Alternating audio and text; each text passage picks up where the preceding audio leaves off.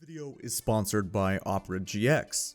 Stop, hang on, I know what you're thinking. Listen up. I know you've seen Opera GX on this channel before, and you've probably thought to yourself, okay, that does look really cool, but do I actually need it? The answer is yes. Let me show you all of the cool reasons why you need to download Opera right now from my link in the description. You've probably heard before about the performance limiters to keep your PC running smooth, and that feature is awesome, but there's so much more. Opera has seamless and cool animated wallpapers for you. It's really easy to change as well, and you can even search for League of Legends ones. So if you like Kindred, you can have their login screen on your browser.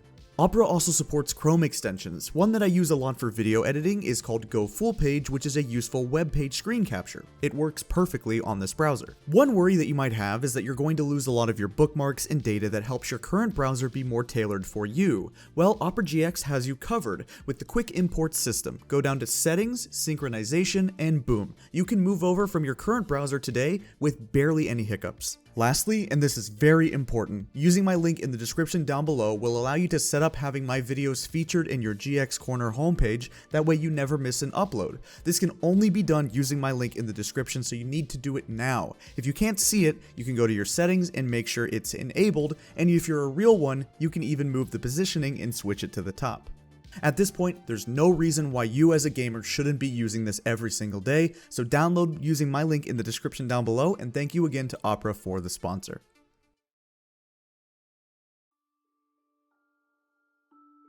Back just a few months ago, I made a video titled League of Legends Problem That Has to Be Fixed, and in that video I rambled on about how new champions in the game tend to be a recurring issue, with releases like Akshan, Zeri, Renata, Samira, and plenty of others constantly and consistently breaking the game every time they come out.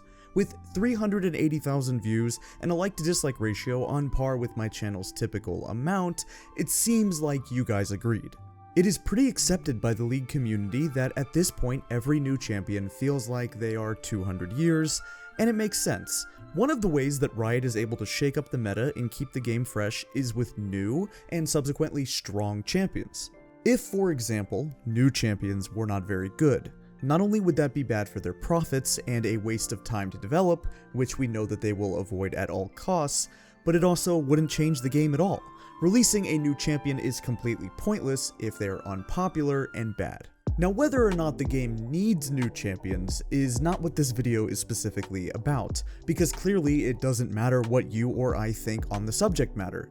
Riot is going to do it either way. In fact, this season, they've already said that they're planning on releasing even more new champions than they have in prior seasons.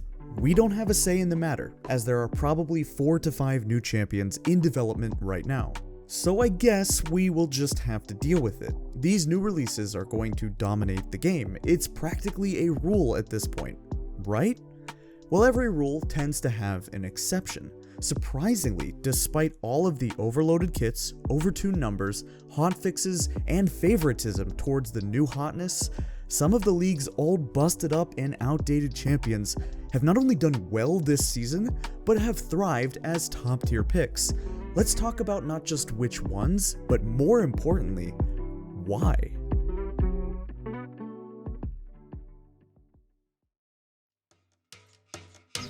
Like, you look at these champs and what are they supposed to do?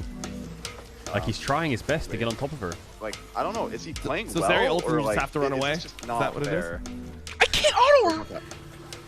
Wait, yeah, dude, I love revenge. Is he playing well, or is this just not fair? wait. To be absolutely clear, this is still a new champions meta overall. You don't really have to look any further than Zeri. In terms of her stats, she has had just about as much success as any League of Legends champion ever has. It's not common that a champion completely dominates both solo queue and pro play at the exact same time, but boy, Zeri has not had an issue in either type. Let's first start with solo queue. In Plat Plus, across the last several patches, Zeri has been a top tier champion. Not even really just tier 1, but a tier of her own. Even during the heights of Aphelios and Samira, the other overloaded ADCs of the past few seasons, they didn't really see numbers like this. She was quite the outlier before getting heavily nerfed, and I mean heavily. She sported one of the highest ban rates we've ever seen, she saw tons of picks, and she still holds a respectable win rate, although it's been going down due to said nerfs. If you don't follow pro play, you may not know that she's also been the top priority pick from the moment that she was enabled. She has a 66% pick and ban presence this season, which is very high, but it's not the highest in the game right now. That's because she wasn't released at the start of the pro season, and pros are also typically a few weeks behind on letting new champions be played on the patch. If we could adjust for her real pick ban since she's been out, it would be closer to 90 or 95%. With this very high priority, it would be pointless if the win rate didn't back it up, but of course it does. Nearly 60% over more than 100 games, which for pro play is extremely good. League's newest champion, Renata Glask, is also performing pretty well in solo queue. A good win rate, pick rate, and a respectable ban rate. She has a steeper learning curve than a lot of people probably first thought, because the queue is a little weird to land, but once you get it down and the reactivation to push and pull enemies into each other, it's pretty good. There's also a lot of different mind games going on with her W. If the Renata uses it early, she can still get a lot of value out of it, not just with the movement speed, but also the attack speed. However, you might not get the revive. By holding the W until the very last second, you risk not getting it off in time, but you're nearly guaranteed to get the chance to revive. For her ultimate, the missile speed is quite slow, but it's seriously one of the best ultimates in the entire game if you hit one big one late game. It's completely game changing in the later stages at the big objective fights. So as we've seen, the two newest champions are very good and have not had any issues whatsoever sliding their way into the meta. It makes sense truly because their kits, just like most nowadays, are completely overloaded. Every ability has a passive, and that passive has an additional passive on top of it. Their actual passive is usually just a fifth ability. The most overloaded champion they've ever made is Akshan, one of the newer releases. This champion defines the power creep problem in this game. The champion is perfect, in the sense that he's been given everything he could ever need. Pretty much the only thing he doesn't have is CC, and he wasn't supposed to do good damage because of his insane utility, but, you know, he does. Mobility, stealth, team revives, 3 different movement speed buffs, generates extra gold, a shield, mana regeneration, his stealth and revivability marks targets, hunts them down like Warwick Blood Trail, he has a reset, he has range, mixed damage, wave clear, can reasonably play mid or top lane. The champion has been given more than everyone else. Even Zeri and Renata cannot compare to all of the things in this guy's kit. If you don't believe me, just go try this. Go to the Akshan Champion Wiki. I will leave a link in the description down below. Unless you are an Akshan main, I can almost guarantee you will read something here that you had absolutely no idea was in his kit. I can pretty much say with certainty that when I said just a second ago generates extra gold, that many of you who haven't played him before didn't know that when you revive and you kill a scoundrel, you gain 100 bonus gold. For no good reason. The theme I think they were going for with Akshan is, he doesn't need this, but he has it anyway. There's gotta be some catch here, right? I have to be tricking you. Well, the twist is, even for me bringing all of this up and talking about all the things in Akshan's kit, would you believe that Blitzcrank, one of the oldest champions in the game, this rusty robot champion that has a self debuff where he slows himself after his W, has a higher ban rate than Akshan? What in the world is going on here? At first glance, this makes almost no sense. You would be a fool to argue that Blitzcrank is as overloaded or game-breaking as Akshan, Zeri, or Renata. I think that part of the equation is obvious, because clearly in terms of their kits, Blitzcrank is simple and objectively outdated. But here is where the League community can get a little too ahead of themselves sometimes. Outdated does not equate to bad. Is Blitzcrank an older champion? Yeah, very old in fact. He has stayed pretty much the same ever since his release in September of 2009, coming up on 13 years ago. He's basically the same character. Is he outdated in terms of his model? Irrespective of his obvious flaws in dated design, this champion is extremely good at the moment and has been for a little while. If we wind back the clocks just a couple of years to around 2016 to 2018, Blitzcrank was not a very good champion. He was sort of just a noob killer or pub stomper. I used to have a saying when playing with my friends on this game: you would know we were in a lower rated lobby if we saw a Blitzcrank ban. It was an indication that people were threatened by his hooks simply because they couldn't dodge them, akin to a Master Yi or Lux ban.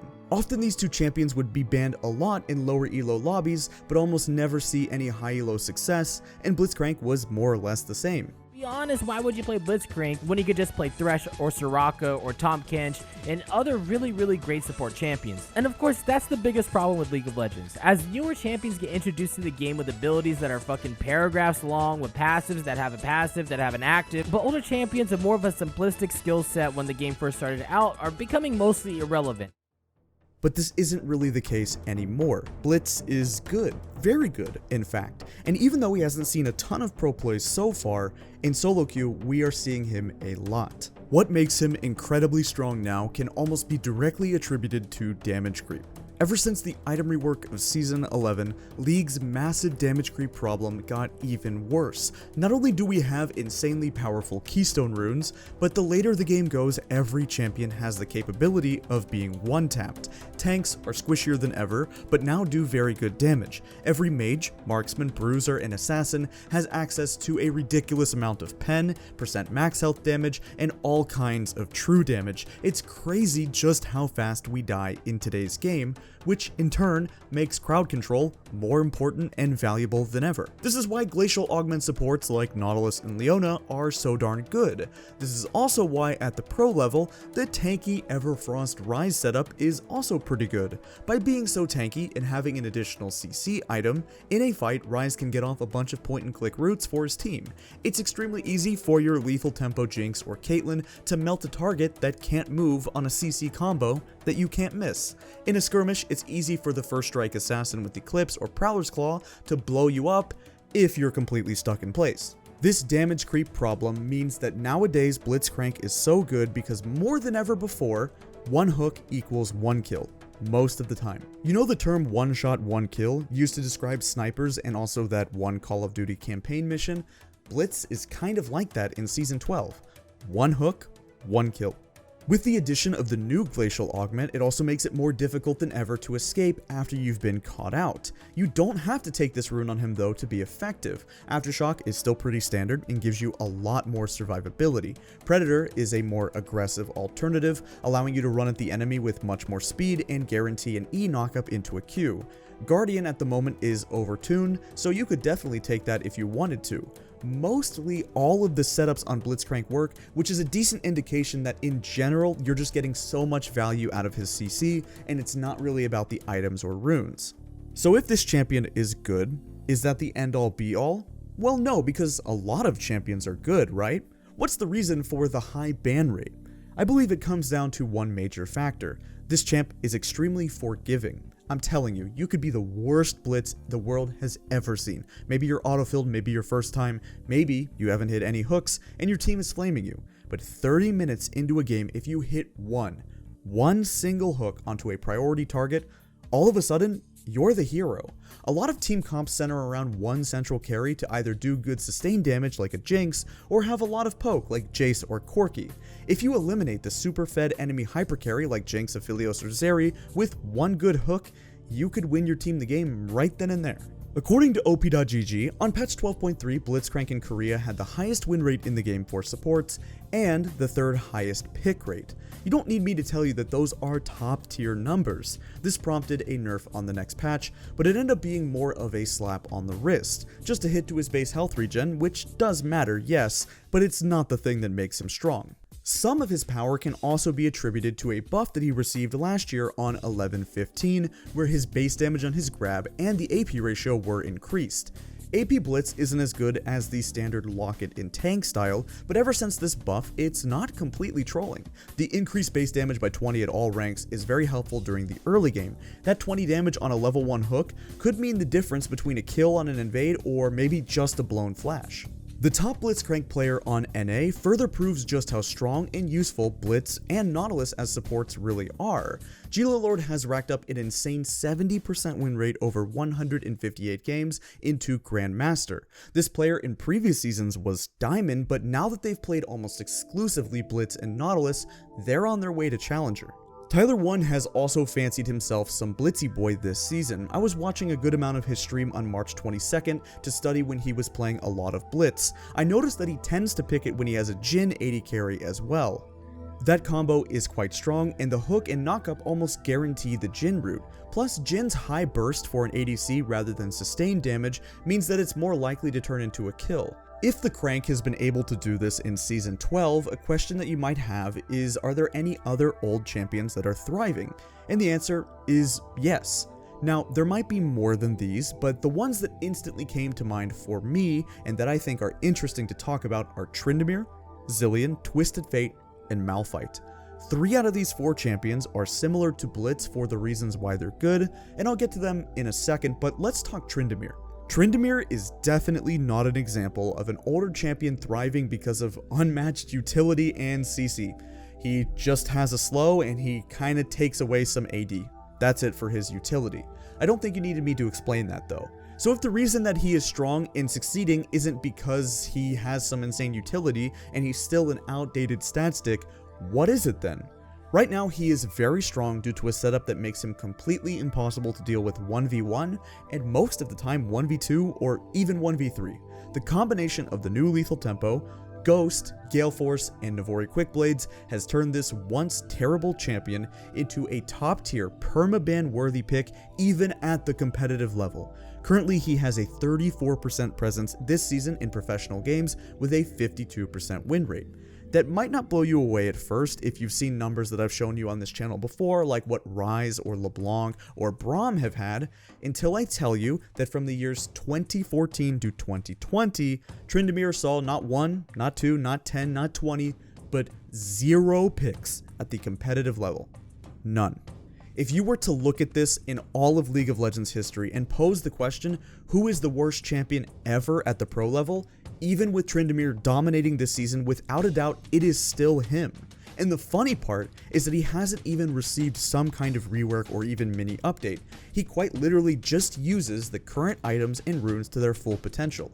That is the only reason that he is any good, because in theory there's no reason to pick him, which is why nobody did for 6 whole years.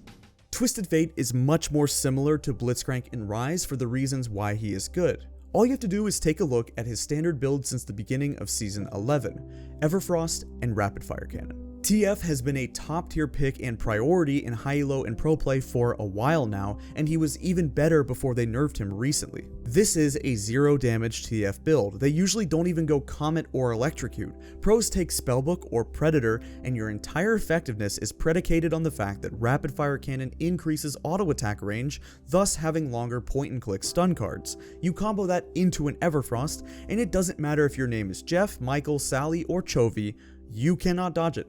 It's point and click. The value on this setup is so high that it's kept him being one of the best mid laners in the game despite his very old kit. You can combo that with understanding his amazing side lane impact on the ultimate, and you can scout out for crucial objectives in vision, and it all starts to make sense. Damage creep has made it so he can afford to use a build that has a boatload of utility rather than something like a Ludens and Electrocute setup, which would be something that would make more sense for him if you didn't know any better. Zilean, for the first time in many years, is finally not secret OP. He's just flat out OP. The cat is out of the bag. More people than ever respect Zilean and the value that he brings. Eventually, the masses would pick up on it because, man, he is just too good. Zilean, even as a lower damage Twisted Fate but higher utility, is still extremely strong. He literally has one ability that does damage at all, but it doesn't matter. Thoughts on Zilean, the current meta where he would be picked. Okay, listen. He's a very unique and interesting champion in League of Legends. Historically, not very popular, not played much, often forgotten. Is he that bad? No. The champion is a competitive god. Zilean requires a skill that a lot of champions require, which is like... So, majority of players will find Zilean boring, like Massacre. But there's a skill basically that some players have which transform this type of champions into fun, and then they can play them. But yeah, I mean, Zilean has just been historically one of the most underrated champions in League of Legends history. There are a couple of different Zillion builds, but if we're strictly talking about mid lane, it's Everfrost of course. One more piece of CC to either lair after your bomb stun, or keeping enemies locked in place that you can use to then get a stun. It's really up to you and the situation. Finally, Malphite is the ultimate rock in the top lane. Did you, okay, listen, I'm sorry. Malphite is without a doubt the most consistently useful tank top laner and has been pretty much as long as this game has existed. He's actually started to get picked up a little bit more in pro play because China's LPL is a region that shows particular interest in him over some of the other top leagues. They seem to think that he's good, and I would agree. Just like Blitzcrank, you could lose your lane as Malphite pretty darn hard. You might feed the Jace, you might lose the side lane against Camille, Fiora could ruin your whole day, and Flame Horizon you going up well over 100 CS, but none of those bruiser carries have your ultimate. A 0 and 10 Malphite ult hitting 4 people is pretty much just as useful as a 3 and 0 Malphite ult hitting 4 people. It has very high base damage, a long knockup, and without flash, it can be difficult to dodge. If you couple that in with his attack speed slow, he really has so much value in tankiness against AD threats. Even when Malphite loses, he can still win. Anyway, that's going to wrap it up for this video. I really hope that you guys enjoyed this one and you thought it was interesting. Let me know any feedback or questions that you might have in the comments down below. I'd love to know what you have to say, and I hope you get some good rest and have a good rest of your week and your day, and I will see you guys next time.